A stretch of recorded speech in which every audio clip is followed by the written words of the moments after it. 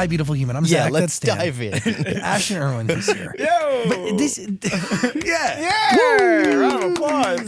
yeah, we have a brand new album to talk about. But genuinely, when that is one of the many accolades, and I really didn't understand until today that you come from like a line of drummers. Oh, kind of. Yeah. Drumming's in your family. Drumming was, it's a hobby. It's a family thing. The interesting thing is my dad and I were separated pretty young, and then we reacquainted in my later life when I was in America, and I found out that I have uncles and cousins and all kinds of like drumming lineage, and I just picked it up pretty naturally through my stepdad. Had a really natural inclination for it, and hopped on the kit pretty early in life, very naturally. But yeah, lots of drummers in my family, and must be a thing. What is it like to hear that, though? I mean, by the way, that's a big deal to just meet your dad after all those years. Oh yeah, it was pretty crazy. Yeah, and you're doing it at a time when your career is. What point is it? How many years ago?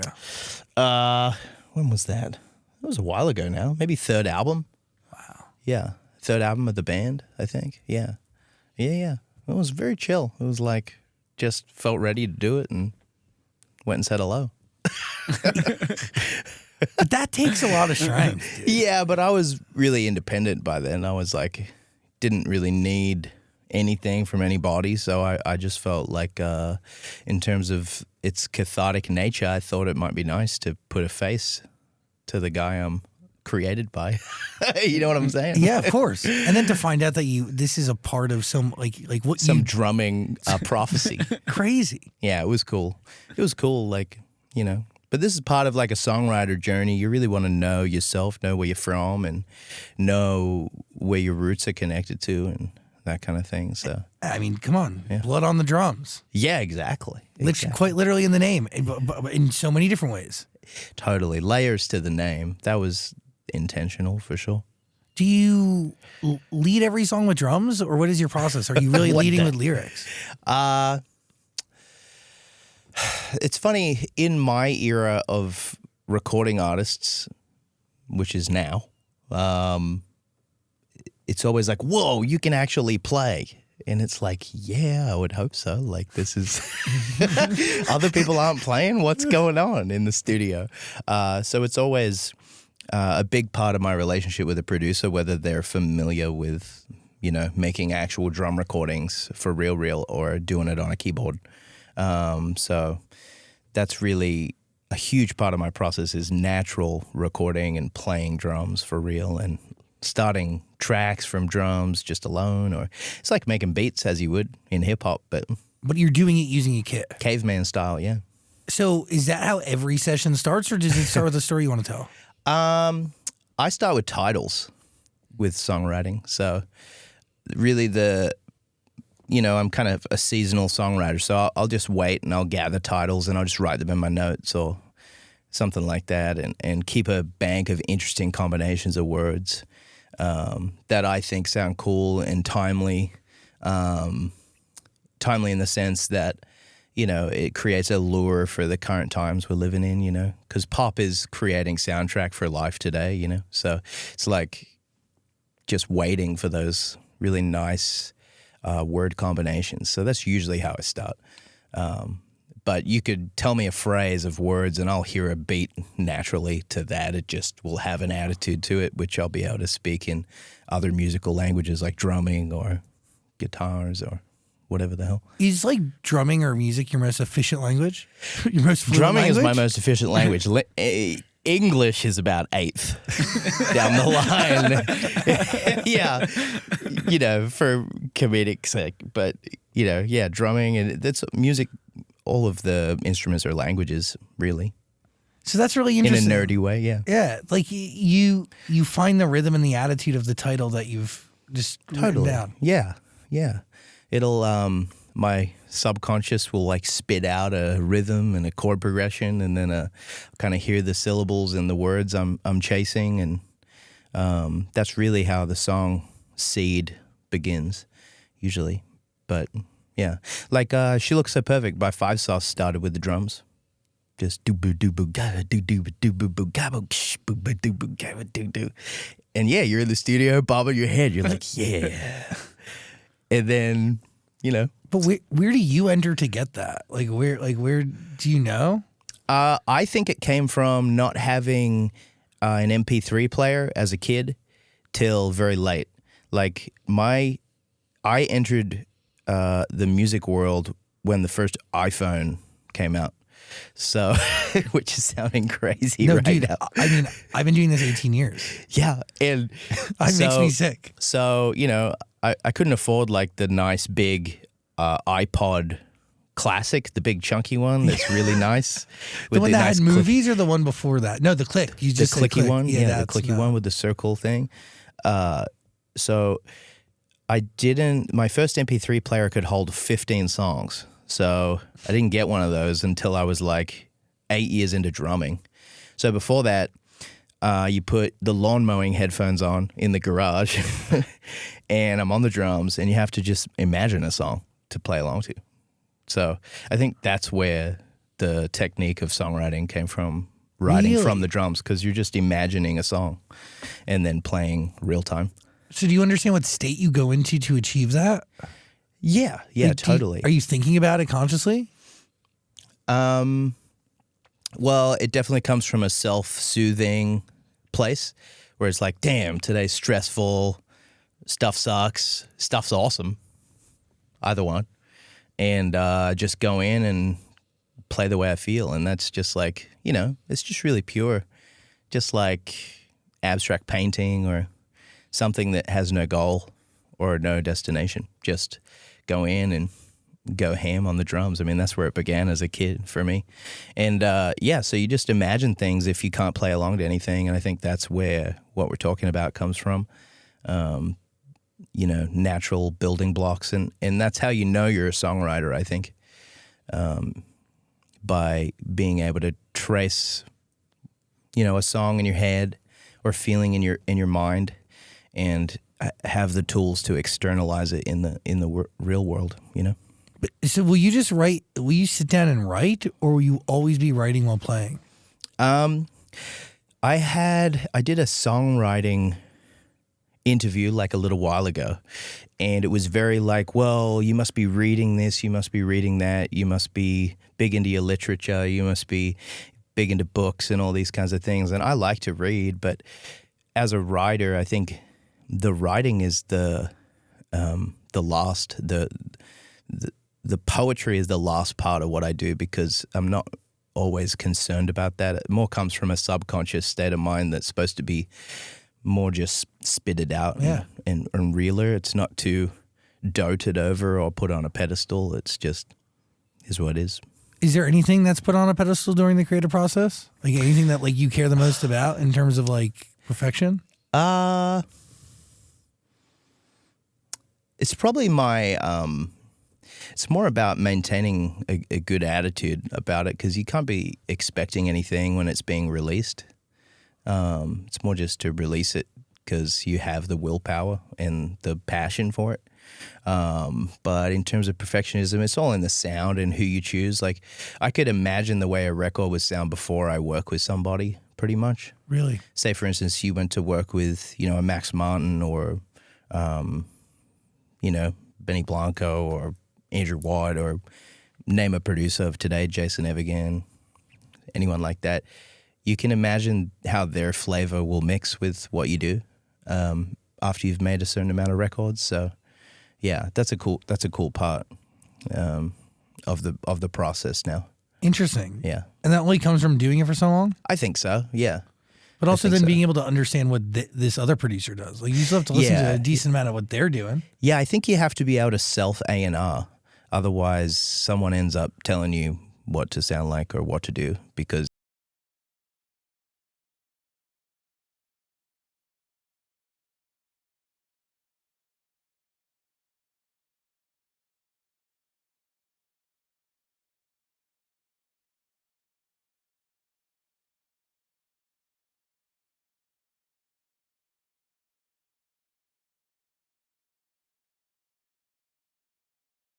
so I can imagine what I would maybe mix with with particular producers. So what's your preferred method? Like, do you have the same person on everything? Or are you like... I think about timeline. I think about, okay, I got 2 months.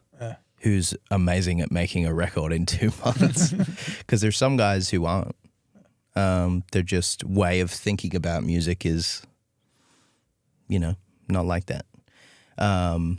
What fuels the idea that like you can just churn out new stuff constantly? It feels natural. I'd churn out more if I could, but it costs money. Yeah, sure. So like, you have to be cognizant of like, am I doing self-harm here by over making stuff? Like, I should make something with a goal and intensity, and I should make something with precision and but it's my preferred way of living. I mean, it's a spiritual thing for me. It's like, if I'm not making music, I get pretty upset. But I think that's conditioning as well from how long I've been doing it and since such a young age. So making music's very natural to me. It feels good. So you talk about like precision and strategy, but also you talk about just going in and like for a song just having no goal in mind. Yeah. Is there an intersection where you have to have some sort of intention or goal with this album? Yeah, it's self-trust. It's like, okay, you've made 8 albums in your life, or you've been doing this for 15 years or whatever. Is there a cat? There's a bag of chips that you just kicked. Oh, sorry. Hello, beautiful human. Every year, millions of gamers experience IGSS, inadequate gaming setup syndrome. Luckily, a cure has been found. You have to go beyond with the Vibrasonic mattress by Beyond Sleep. This thing has 6 built-in subwoofers, USB ports for charging, LED lights so you never stub your toe. It gives you an acoustic massage when you want it, plus adjustable degrees of comfort. This right here is the best way to game ever. Cure your IGSS today at BeyondSleepTech.com. So John Feldmann, you had a relationship with him before this album, right? Yeah, so I started working with him when I was 18, and we met him in England, and he came into a rehearsal, and we met him through the Veronicas, which they had hit songs like Forever, and Untouched. And, heard of them? Yeah. Some people probably haven't. They should have. Yeah, but you know the songs. Yeah. You really do. And we knew them because we're Australian, and, and they sent John in to meet us, and they thought he would be a great producer for Five Sauce. And that was when we were still living in England making our first EP. So I met him way back then. And he was one of the first American kind of personalities I'd ever met. He was so he was glowing with with positive vibes. And I was in England at the time, and the English attitude's different. Not that. It's just different. Huh? So, met him a long time ago, and we've made a lot of music together, but we've also shown a lot of loyalty to each other in terms of if there's a great opportunity where I need a producer or he needs a drummer, we still hit each other up, and we just have that trust that we'll show up for each other. So I needed someone like that this time around making an album, Special. You can be vulnerable in ways that he understands, but he's also been there from not the beginning, but close to the public beginning, close to the mainstream beginning. I'm sorry. I think we would have. It wasn't necessarily his production. It was his really skilled mentorship in terms of here's how you should be thinking about things, or here's how you could think about things in terms of shifting your self-talk in this whole thing. When I met him, I was severely unconfident in being a musician at all. And he's really getting behind people to become their best selves. And that's kind of his main work. I feel like a lot of people work with John, they get a great album, but they also shift their perspective on their whole life and get a better attitude towards things. Did that happen again with this album? Always does, yeah. But John and I, we have that trust, and but in terms of recording music together, we have a telepathy because we work together so much. So, when he's recording me, say for instance on drums, and he's following me down a rabbit hole, there's not actually a lot of verbal communication. It's just him recording, and I don't even need to tell him all right, another take of that because that sucked. He'll just be again, again. You'll never be able to duplicate that again. I feel like it's real special. Yeah. Totally. Yeah. Especially his era of producer, like real, like, not real producer, but his style is very built for bands, built for guys who just want to rock and record drums, guitars, and a great vocal. Like, that's really what it's about. Did you know at the beginning of this process that you wanted to create kind of an album that had duality to it, or did it present itself? Just presented itself in the end. Actually, it's hard to see what you make whilst you're making it. It's really difficult. That's one of the hardest parts of making an album quickly and putting it out quickly, is I'm still like, I'll listen to it now, for instance, in AirPods or whatever, and I'll be like, holy crap, like it sounds like that. Like it's, the further I get away from its release, and now that it's, set in stone, it's released, it's, people have it, there's no choice for me, the more I start to hear it for the first time, which I love. It's like, whoa, that one's great. Or, I listen to track whatever and I go, I was a bit lost in the sauce on that one. It's not as good as I thought it was, or felt it was. Yeah. So do you have this this desire to just create a bunch of records over time? Because some artists do, they do that, right? They have this, I'm going to have 18, 20, whatever in my discography. Like, who gives a shit? I'm just going to keep going till no one wants it. I am. Great. And then when no one wants it, I might make one or two more albums, and then just humble myself and be like, all right, I think that's it. But whilst I'm young and I have the energy and the passion, and I just love it. It makes me feel at home here on Earth. Like, it's what I want to do. I feel like I'm contributing. It's hard to know how to contribute to the human race. And I'm like, amen. But people say to me sometimes, dude, the music is amazing. Like, thanks for that. It got me through this, or it feels like this for me, or I feel lonely, but when I listen to the music, it makes me feel good, or whatever. That's really cool. That's a great part of it, rewarding part of it. By the way, you can listen to all of it. Blood on the Drums. It's waiting for you on Amazon Music. But you're also in another band that's not 5 Seconds of Summer, right? Oh, how many bands have I been in? I mean, a lot. I'll join your band. You could ask me to join a band now, because I understand. Just itching to play. I love to play drums. Like, I will play drums anywhere, anytime. Ask me if I'm free next Tuesday. You're like, hey, I'm playing at this bar. These are my new songs. You want to come in and play with me? I probably will. Because that's how it is. You can't be too precious about it. Because playing is different to putting stuff out to me. Like, playing drums or playing guitar, playing in front of people, I'll take every opportunity I can, because, with the band, I get to play massive venues. The hardest ones are the tiny ones. Really? They're like, that's some real pro shit. But you want that. Yeah. Yeah. I want it to, boil me alive. Because how are you going to get better? We walked down Hollywood Boulevard. Ashton was in there drumming away. I would. I'd hit the buckets. I'd hit the buckets. Don't put it past me. I think that's just survival attitude, But yeah, I want to get better at my thing. Do you feel like you need to get better at the drums? Absolutely. My gosh. In what areas? Oh, every area. There's so many incredible drummers on everywhere. Everywhere. I only think I'm a good drummer because of my attitude.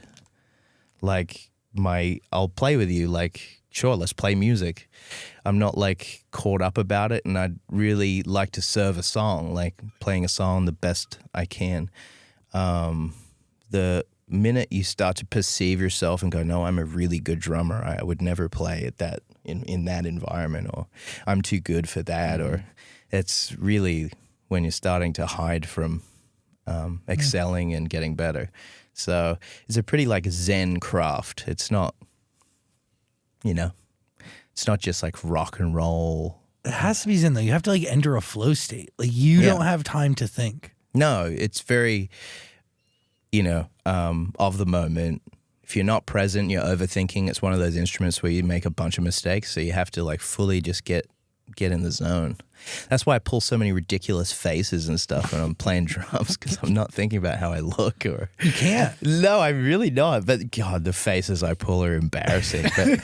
But I'm leaning into it. That's my thing. It's like make ugly my thing when I'm playing drums. It's not about the aesthetics. It's about the art, man. Yeah. Damn. But yeah. You also control the entire stage, and every movement's based on you.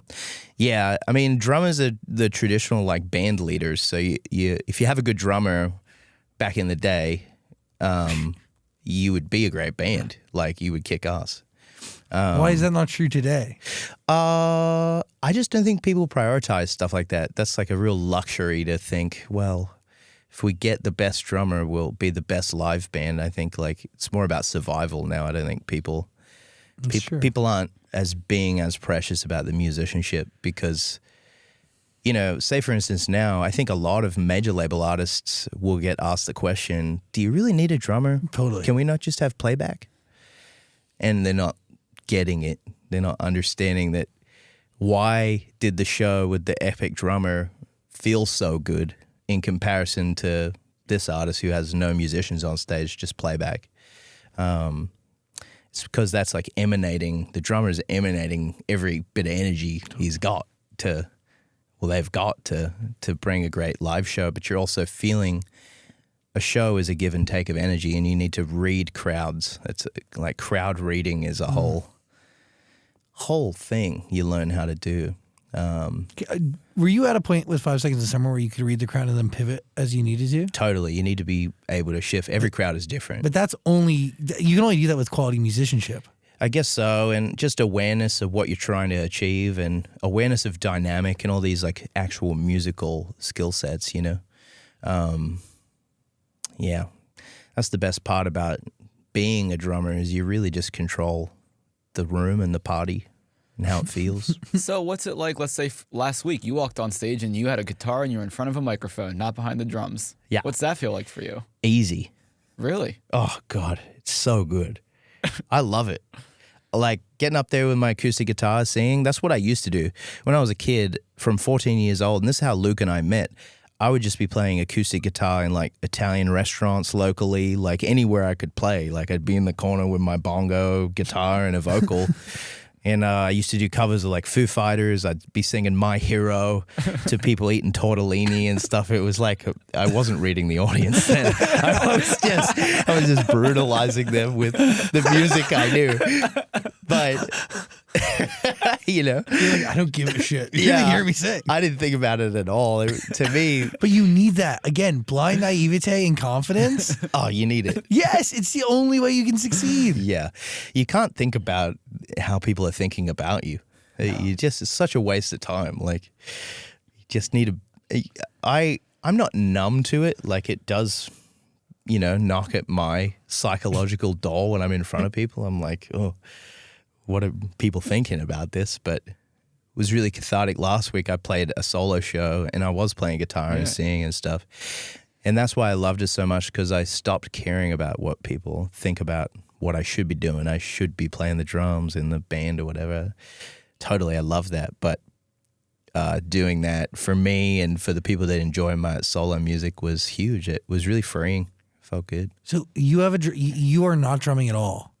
I do a little bit of like, for lack of better ref, like it's a Phil Collins-y kind of thing. I was gonna say that's what I would like kind of imagine at the outset. Like my head would instantly go there. Yeah. At my live shows, I have 2 drummers.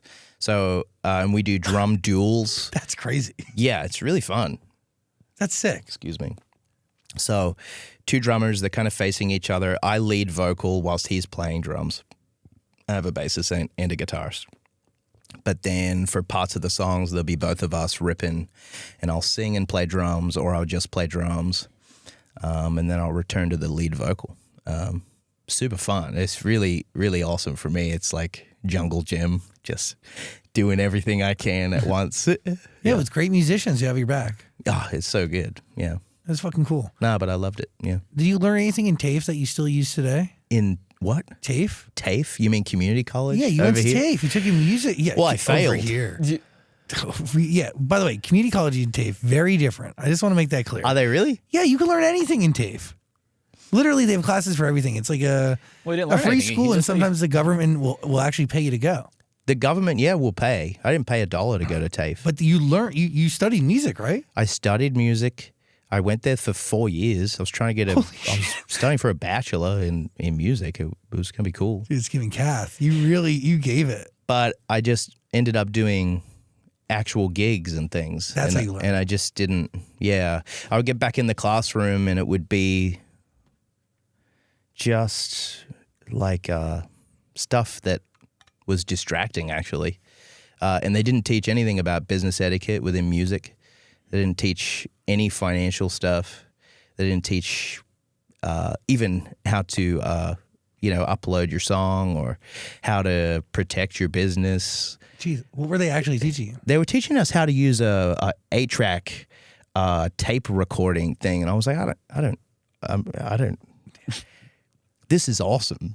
Don't get me wrong, but it's distracting. Like, we should be learning, even other basics of composition. I mean, I could go back and pick it apart, but the main thing about it was I was meeting other guys who wanted to do the same thing. So that's good. Yeah. Like-minded individuals. Yeah. Damn. Yeah. You got to listen to the album. By the way, all the music that Ashton Irwin has created. 5 Seconds of Summer 2 is waiting for you on Amazon Music. What are you thinking? Let's talk about the Canyon. You said that's the first song you wrote for the album. Yeah. Cornerstone of the album. Yeah. So with my solo stuff, I guess I just really want to explore topics that are kind of unique to my life or my perception and identity. The Canyon, it took me a couple of days to write. I wrote it in my car for 4 days, and I would just drive around the valley because I'd basically gone into the studio and I recorded this whole song. It's 4 minutes 50 or 5 minutes 20 or something like that.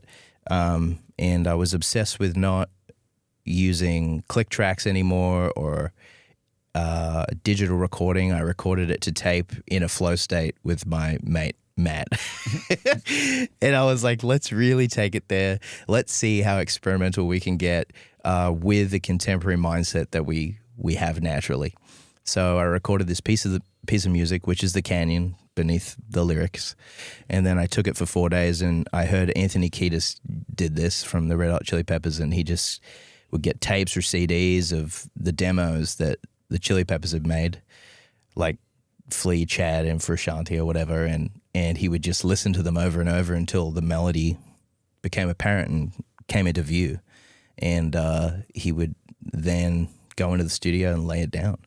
And that's how he did it. He just drove around for days just waiting for it to epiphanize. And you did the same thing? So I tried that out. Yeah, I hadn't really done that before, and I knew it was effective, though, because I always listen to everything in the car, as everybody does.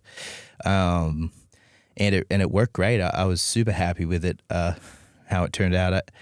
I wanted to write a song about, I think it's about men in particular, especially with my relationships with men. Like, I wanted to write about how a lot of the times, especially what I'd experienced in my 20s, I got really sad, as a lot of us do. Wasn't quite sure how to share that with the world because, and that's why I did write songs. But towards my 30s, and I just turned 30, I really felt like I came out of like a darker place into a place of accepting more of a duality of my life. Like, I need the heavier feelings and heavier experiences to develop a more enlightened way of looking at life and not idealizing what happens to me. Just accepting whatever happens to me, maybe that's what needs to happen to me. So the Canyon, I was writing about going through that phase in your 20s. And it's kind of like the valley of despair, I think it says in some literature that's been in the past. But and you come out the other end into the daylight again, and you look back, and those bad times didn't last forever. And now you have the wisdom and perception to overcome that again if it happens. But you have to bust through. Then you have to go through it Yeah. to fucking learn. Yeah, that's why I called it the Canyon. In the end, it talks about me meeting somebody that I really care about, which can be perceived as, my real self or someone external. and coming out the other end. But I just wanted that as the center of the lyric of the record, and I don't even know if like the fans I have will dig it that much, but I love that song. I think it's great. I love that song. That's what I want to listen to. Also, California Holds Your Breath. Yeah. You can hear. I've been playing acoustic guitar for about maybe 20 years. Whoa. And I've just been so bad at guitar my whole life. I'm really not very prolific at guitar. Finally, 30 years old, can bust a couple chords together live. And I can play guitar in the studio, but in front of people, it's brutal. So that song for me is like finally coming out of my cage a bit. I'm like, here's a bit of guitar. I really wanted to work on my finger picking for that thing.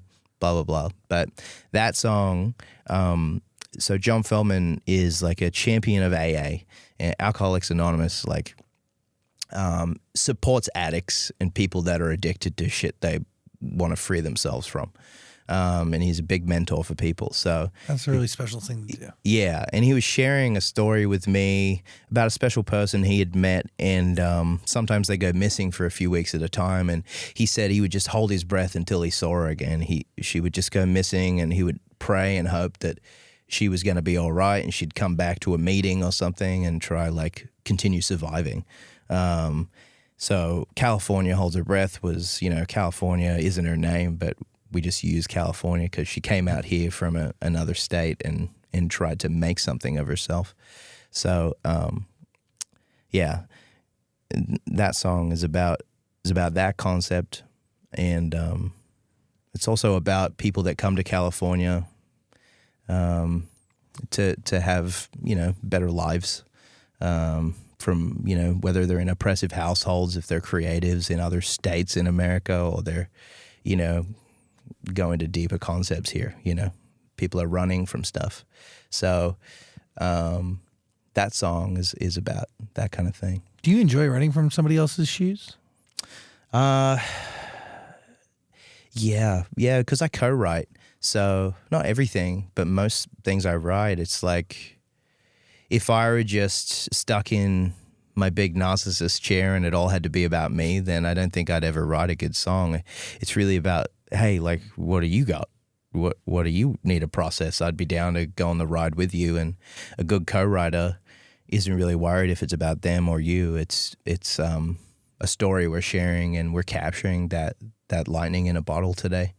Paying attention to the emotional state of your co-writer is huge. Like, really got to be sensitive and emotionally in touch with feeling how other people are doing in the room, So, I wrote with a few new people on this record. One of the people was Emma Rosen, great songwriter, really amazing at hearing what I want to write about. But say, for instance, with Five Sauce, quite often I'll be listening to Callum or Luke, and they'll spit out songs all day, but they can't hear themselves really. They're in their emotional chair, and I'm in mine, and writing about others and helping them process their stuff in a song if they want is a super awesome songwriting tool. Do you miss those studio sessions? With the guys? Yeah. Not really. No, they're amazing, but we do a lot of them, man. Still? Yeah, like I'm about to go in the studio. I'll go in the studio with them for like 8 months or something. Like, it's all good. Are you in the studio now? No. No, not yet. Not yet. There's something. Why my Facebook's some radio station posted some bullshit the other day.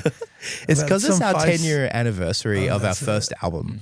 Oh, Mazel Tov. Yeah, Mazel Tov. Yeah. Yeah, I'm stoked. Dude, that's a big deal. It is pretty crazy. I guess I'm catching a flight today to Vancouver, and I'm going to listen to the album again. But when I listen to it, I do feel good about it. It's like it has so much of our younger energy in it. It's really crazy. It's a really crazy thing that I get to have personally as well, because that really encapsulates the guys and I's friendship back then, and like the stuff that was happening to us. Are there songs from that band that when you made them meant one thing but now mean something different? I used to write about everything that was happening to us, you know? So I'm glad it exists. That's the whole thing. Obviously the concepts, yeah. I mean, half the things I would never write now. Like never. You know what song still hits? End Up Here. Yeah. That song's incredible. Like, how do we end up here? If you listen to the lyrics, like, it's a pretty crazy night out, really. Yeah. You know, you're 19 years old, like, living.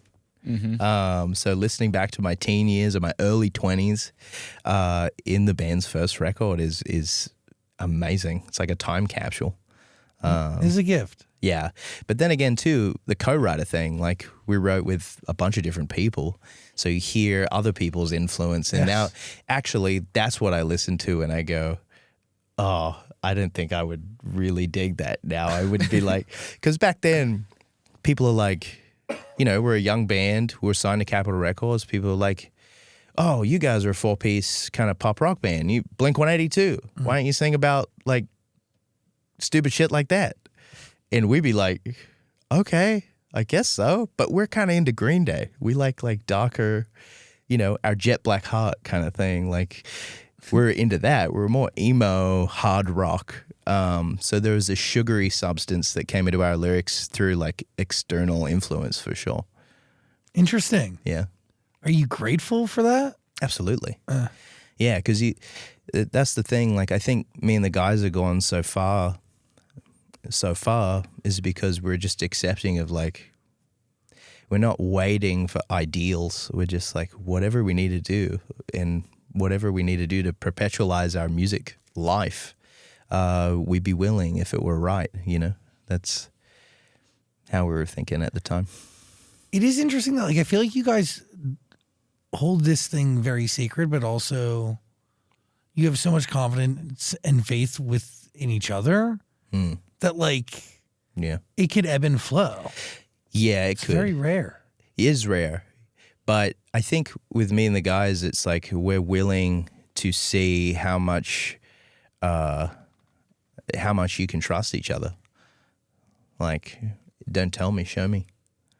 Let's see. Over the span of our career, let's do this. If you really want to do this, like you really want to be one of the great bands of our time, then we're going to have to, it's not going to come easy. No, you have to hunker down and prepare to ebb and flow. Yeah, we're going to have to be loose and not get caught up on yesterday and try just trust each other to show up and be the best we can kind of be for each other, you know? The smartest people are adaptable. Yeah. Yeah, they're super adaptable guys. Yeah. But, you know, and the music world has changed so much. Like, I mean, I couldn't even, it's a total different thing, like compared to when we started. Does that give you any anxiety? It does, but I still don't think, I think my favorite part of it still is playing live. So, yeah, sure, you don't get paid from anything. Like, that's fine. You know, like cool. Like, yeah, it sucks, but, you know, moping around for a few years saying it sucks isn't going to put any more music out or do anything, really. I mean, we want it to change. And he could eventually. Maybe. I don't know, dude. There's a lot of problems the country's facing, and I do think Totally, the last but thing is... I don't think, yeah, the music thing is, but there are bigger problems for people to focus on. It's on the docket, though. It's on the docket. It really is. And I hope so. And I'll be there. I'll be rallying. Like, because, you know, I've been a part of songs with billions and billions of streams and that, you know, you're not getting that cash. Like, it's not coming down the pipeline. Where is it? I don't know. It's with someone. Someone's having a jolly old time. But that's cool. I'm not fixated on that yet. I don't have any kids, so once probably I have some more financial dues then. But I'm still just fixated on making music. I've never been fixated on what the music makes for me. That's beautiful. So I don't really think about it. I probably should think about it. I should think about it more, but I think it stops me from generating just art and continuing with a better attitude. Yeah, because, you know, even people now, like, I don't like to write songs because of the state of the music industry and how people get paid and these kinds of things, a lot of people will send you a contract before you even get in the room with them on splits.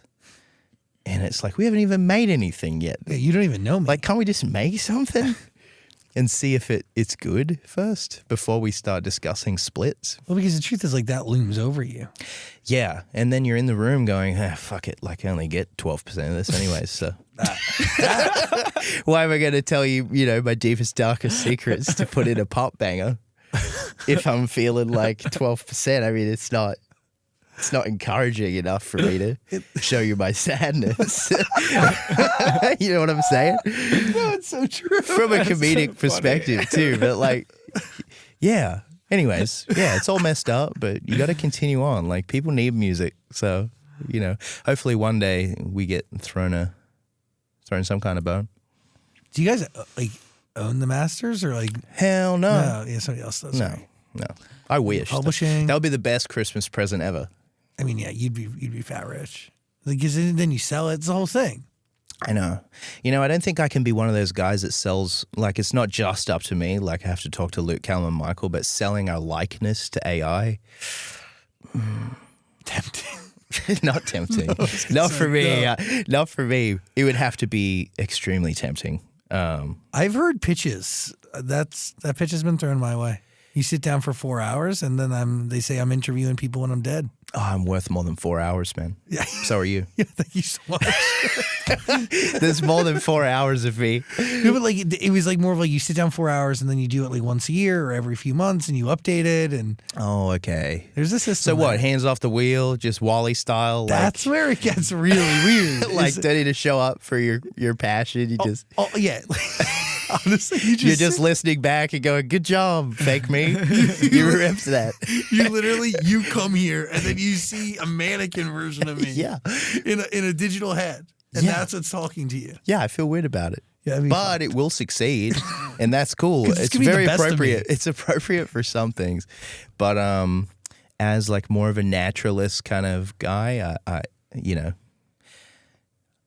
we'll see. Your initials are AI. I know. So I tried to get that trademark when I saw the AI wave coming about 6 years ago. Did you really? And I have AI music trademarked. Oh, whoa. So I'm just waiting. That'll be my first bag, most likely. Someone will come look. What the hell? Who is this guy? Ashton Irwin. 5 sauce pays you pennies, but that's where you make your money. That'll be sick. We'll see what happens. I'll let you know. I really like it. You put all your investments in trademarks and domains. Not bad. No, It's not bad. Depending on the timing. Yeah. My first business partner got rich by buying up all the domains for companies. Yeah, and then they need them back. That's a whole hustle. No, I've been there. It's really crazy. I have a story. I was at a bar. I won't tell this story too long because it starts with I was at a bar. But I was at a bar and we looked around and we went, damn, this place is going to keep popping off for a long time. So my mate says to me, what if we just tried to buy the domain? I bet they don't even know how good this place is. I bet they don't even know that they should have bought the domain. So we bought the domain that night for $7. Whoa. It's worth about $480 right now. So that's my retirement fund. You look at all my assets to transfer to a trust. Yeah. So I'll leave that to my family. Drunken night out, bought a trademark. Guys, feast upon the riches. You know what I'm saying? It's so funny. But yeah. True. Yeah, seriously. It's a very popular bar now. That's huge. I mean, a whole $450 on that. That's a.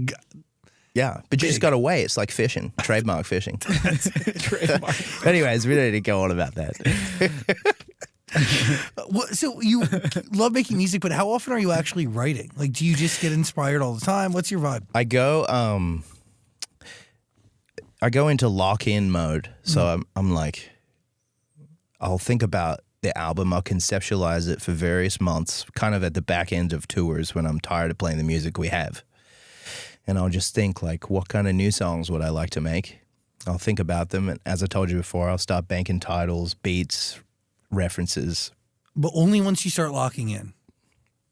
And then I say to myself, all right, Ash, because I'm a lazy bastard, like I could chill. I could chill a lot.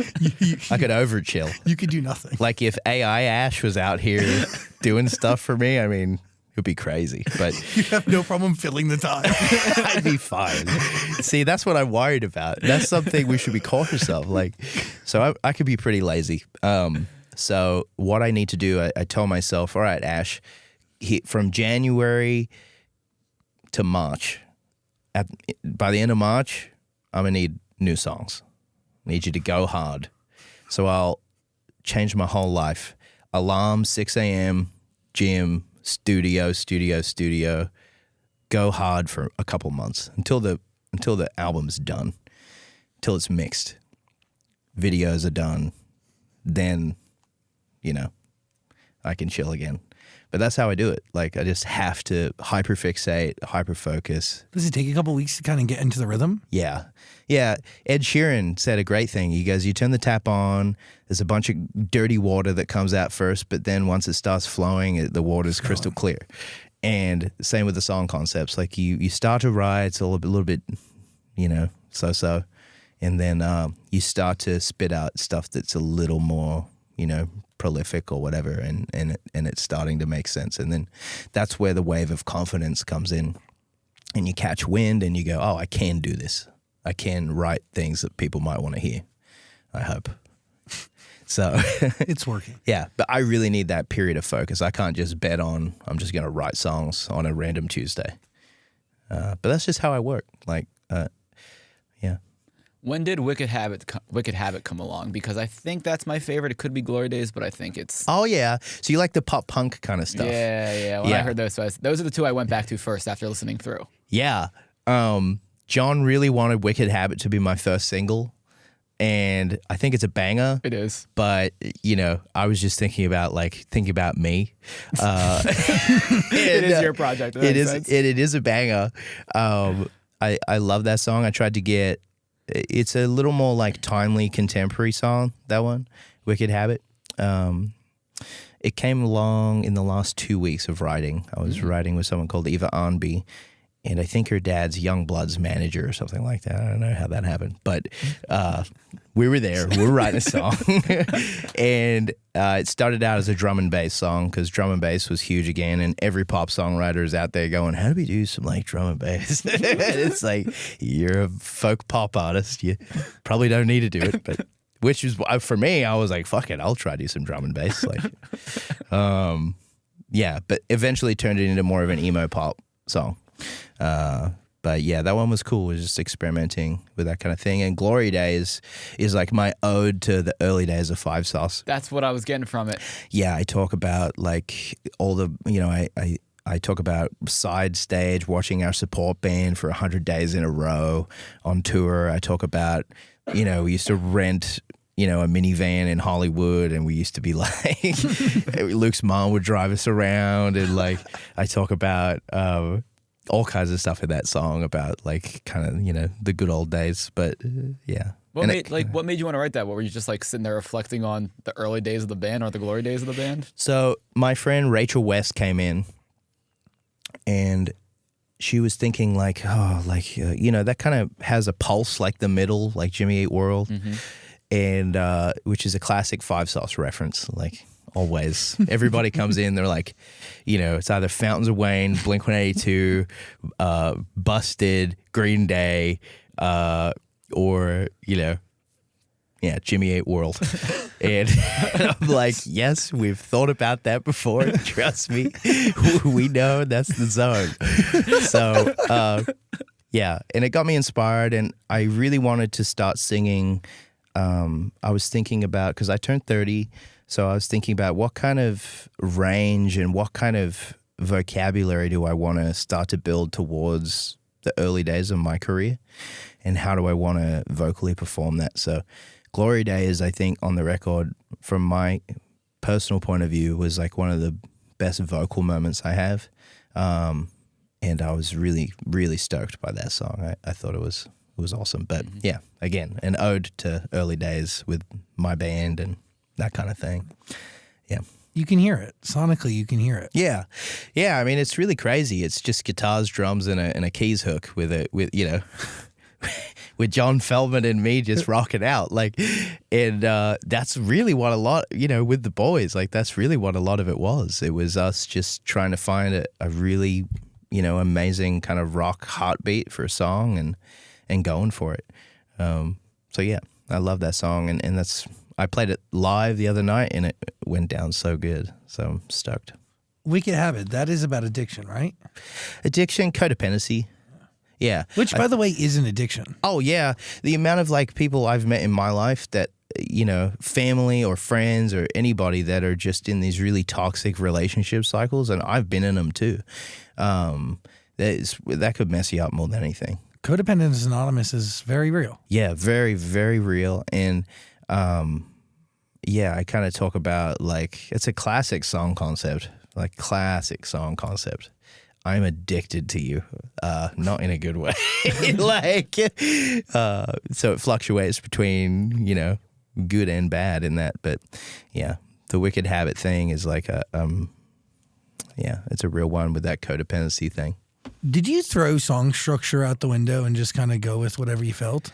I just get so sick of hearing the same progression. Yeah. And I'm by no means, I actually got approached by a prog rock magazine to do like a interview, and I got really afraid. I was like, am I turning prog? Do I not see the prog? Am I a progressive rock artist now because my song forms are like changing? They're long, Scary. Some are long, some are, I try not to keep up with the, people are releasing songs that are like a minute 40 now. It's jingle territory, and I didn't get into this to write jingles like that, although some of my songs sound like that. And no offense to jingle guys, they're rich as hell, but they're the ones laughing at everyone else. Yeah, they're actually thriving. Dude, my friend's uncle created Subway Eat Fresh. Oh, changed. I mean, no, he doesn't need to work ever again. Good for him. Yeah, and it's not that fresh, but he fooled me for a long time. Yeah. No offense to Subway. I don't know who's got Subway stock in here or whatever, but damn. I love Subway. I eat it every week. I really do. So you do have It's stock. delicious. Yeah. Anyways, what are you thinking? hopefully the song progressions aren't getting too crazy. No, Yeah, I love it. I just like freedom. I hate the idea of like confining yourself into any box. Yeah, I guess the fun thing for me is following what comes out and making sense of it. Like you listen to a lot of the old Rolling Stones songs and stuff. Can't always get what you want. Sympathy for the Devil. Like these songs, there's a documentary on Sympathy for the Devil where they chose the 54th take or something of it. It's crazy. And they were flowing every time. It's not like, verse, pre-chorus, post, verse, pre-chorus, post. No rules. Chorus. It was just really flowing with what really works. And I believe the biggest successes in songs come from those kinds of writing processes instead of like kind of factory farmed song progressions. So does making an album like this change the way you approach your next session for 5 Seconds of Summer? Yeah. Because you externalize things that you might want to start with the band. There's a song I have called Indestructible, and it's the last song on the first side of the record.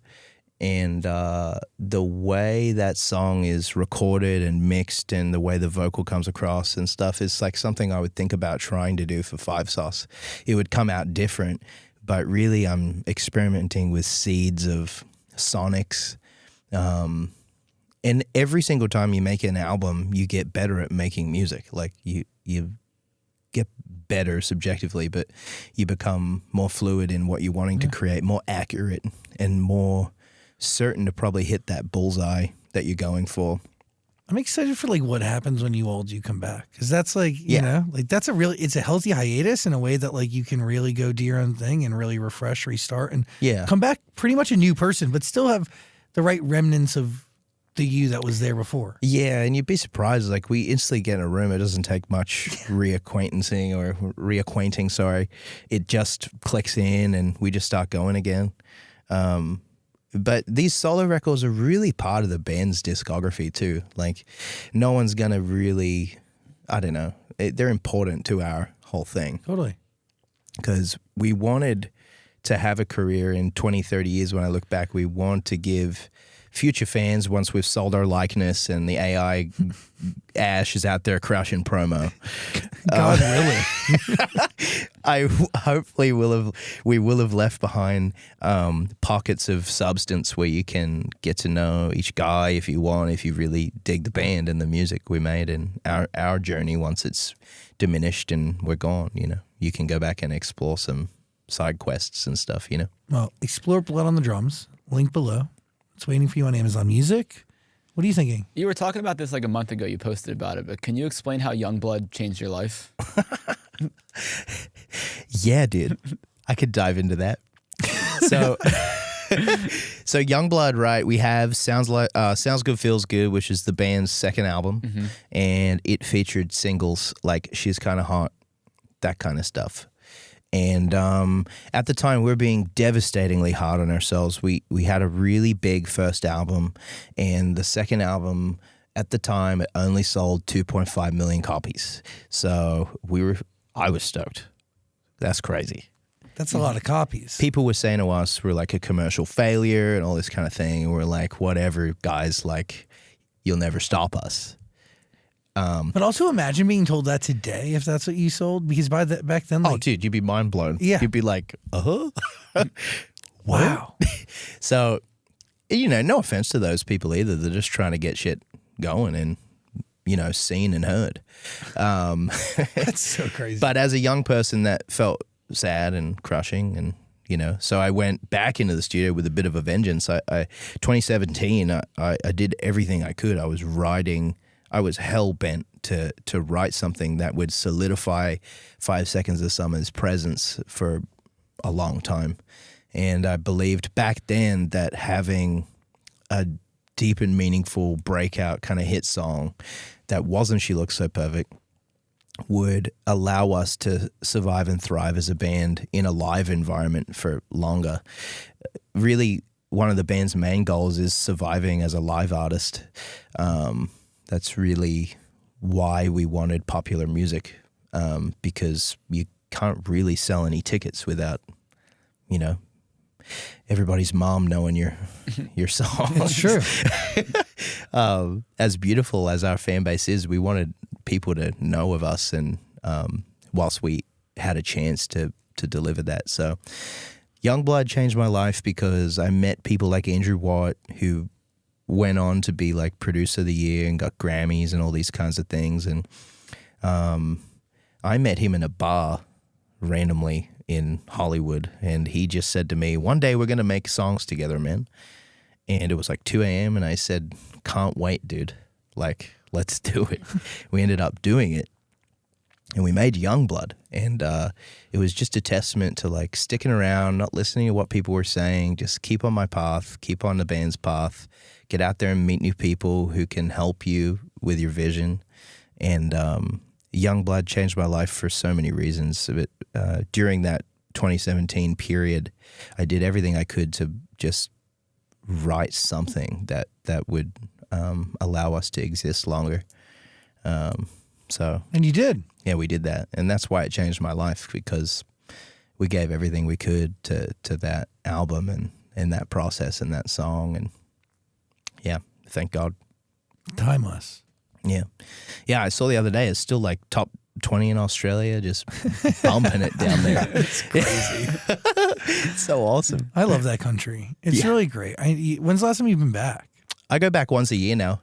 I was kind of like a gray man there. Do you know what that kind of means? Like, I can't get health care because I just haven't been there in a long time. In a long You're not time. in the system. I had an out-of-date ID. I'm not in the government like app or anything. Like, it'd be an issue if you tried to get in, right? I can go because I'm a citizen. Yeah, but they will But stop when I'm you. there, they're like, you don't have any bills. Yeah, who are you? Who are you? Like, where have you been? And I'm like, and obviously I could prove who I am and stuff. Oh, you pull up the Kiss FM playlist and you go, they played me in here. Yeah, but when I go back now, it's kind of like, it's funny, not many people know this, but I'm just kind of trying to reclaim my identity down there, like, just want to be there, hang out with my family. Do you want to? Is that important to you? Oh, absolutely. That's one of the main things I want to do in the next couple of years is just be a part of Australian world a little more. Dude, it's pretty good. It's really great. Yeah, it's amazing. I dream It's really about amazing. retiring and fucking off down there. Oh yeah, Oh, I would literally give anything. you should. I We'd love to have you. I think think so. you gotta be careful. Like it's a bit of a nanny state. So They're watching you. they're watching. It's hard to Cameras speed. everywhere. You can't do even like for They're the phone phones. cameras. Oh my You know God, about that. They'll get it on your lap. If you even have it next to you in the car, you're fined. It's $600. and they're always watching, Dan. It's insane. Yeah, but it's people crazy. know, and then they have like the vans that will catch you when you're speeding that just sit there. Oh, they got people to catch you for everything. I love it down there. No, it is beautiful. State to state, very different. I would suggest going to Perth.